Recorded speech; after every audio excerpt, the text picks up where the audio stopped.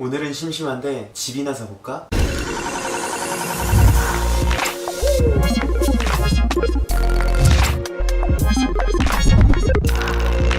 안녕하세요, 정상부동산TV입니다. 오늘은 다주택자 대출 규제 관련해서 과연 이득을 보는 사람은 누구인지 한번 이야기해보도록 하겠습니다. 우선 집값 변동은 지역별 편차가 적은 서울 중소형 아파트 기준으로만 설명을 드리겠습니다. 지방 또는 수도권 일부 지역은 수요에 따라 지역 편차가 심하기 때문에 표본에서 제외하였습니다. 수도권 기준으로만 보더라도 동두천에 있는 아파트와 수원에 있는 아파트가 같을 수는 없잖아요. 문재인 대통령 취임 전인 2017년 4월 기준 중소형 아파트는 제곱미터당 71만 9,600원이었습니다. 그랬던 집값이 2018년 8월 제곱미터당 85만 7,200원이 되었고, 현재는 78만 1,800원으로 17년 4월부터 현재까지 약 8%의 수익률을 보여주고 있죠. 아무리 요즘 집값이 떨어졌다 하더라도 결국은 올랐습니다. 1년에 4% 수익률이면 나쁜 수익률이 아니에요. 문제는 집을 구매할 때 기본 단위가 몇 천이 아닌 몇 억이라는 거겠죠. 이렇게 금액이 비싸다 보니까 8.2 부동산 대책과 9.13 부동산 대책 이후로 무주택자를 제외하고는 담보대출이 안 나오니까 어떻게 구매를 하겠습니까? 대부분 대출을 받아도 살 수 있을까 말까 한데 말이죠. 그러다 보니 요즘은 현금 부자들 사이에서 금매로 나온 부동산을 쇼핑하는 게 하나의 유행이 되었습니다.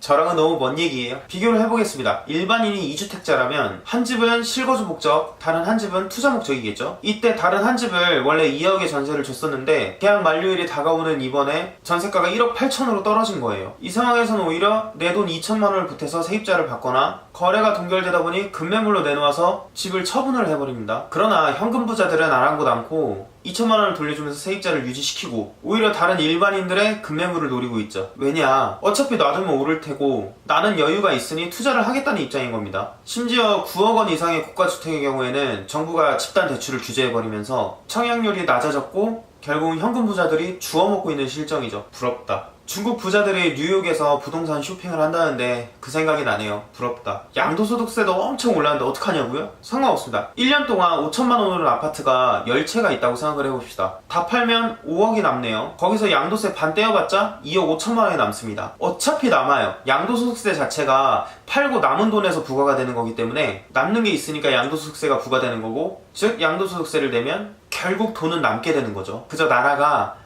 니들만 먹지 말고 나도 좀 같이 나눠 먹자 해가지고 나눠 먹는 것 뿐이죠. 현금 부자들은 그 상황에서 돈을 더 벌려고 그저 양을 늘리는 것 뿐이고요. 대한민국이 좁은 땅덩어리에서도 나름 부자들은 무지하게 많아가지고 좋은 주택에 대한 수요는 사라지지가 않습니다. 그렇기에 가격도 쉽게 떨어지진 않을 거고요. 미세먼지로 인해 서울 대기가 너무 심해져서 사람이 살 수가 없으면 또 모르겠지만요. 또 많은 직장이 서울에 몰려있는 만큼 언제든 기회만 되면 서울로 가려는 수요가 항상 많죠. 프로 출퇴근러인 저는 한 달에 출퇴근으로만 사용하는 시간만 자차 이용 시 50시간, 대중교통 이용 시 100시간이 들어갑니다. 그럼 이 시간과 비용만 따져본다면 이 비용도 만만치가 않아요. 그렇기 때문에 저도 항상 서울로 가고 싶어 합니다. 이처럼 서울로 가고 싶어 하는 잠재적 수요도 어마어마하죠. 제 생각은 이렇습니다. 공산주의가 아니어서 어차피 빈부격차가 있을 바에는 부유층에서 주택을 매수 후에 빈곤층에게 전월세를 주어서 어느 정도 주택 자체가 전부 소비가 되어야 한다고 생각을 합니다. 근데 그 집주인들 중에서 가격으로 장난질 치는 사람들을 규제하는 법안이 필요하다고 또 생각하고요. 그만큼 관리 감독을 철저히 한다면 지금보다 훨씬 더 좋은 결과가 있을 것 같습니다.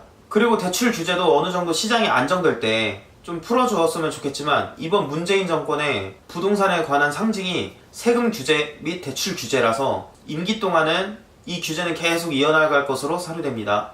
세금 규제가 있으면 양도소득세 동결 효과로 인해서 주택 거래량이 감소한다는 이론은 있는데 그건 매도자 쪽의 입장이지 매수자 쪽 입장은 아니거든요. 정권이 이런 것도 잘 생각해줬으면 좋겠네요. 결국 매수자 입장에서 수요가 계속 있다면은 가격은 절대 떨어지지 않거든요. 오히려 매도자 쪽에서 꽉 쥐고 있기 때문에 가격이 더 올라가는 경우가 더 많습니다. 하여튼 이놈의 정권은 책을 중간만 보다 말았나봐요. 구독자 100명 기념 영상으로 정권에 따른 부동산 가격 및 가치의 변화라는 주제로 영상을 제작 중인데, 앞으로 여러분들도 계속 부동산 거래를 하실 테니 이 부동산에 관해서는 어떤 정권이 좋은지 또 어떤 공약이 좋은지 궁금하시다면 구독 꾹 눌러주시고요. 궁금하거나 지적할 사항이 있으시다면 댓글 남겨주시고 좋아요도 한 번씩 부탁드립니다. 오늘도 시청해주셔서 감사합니다.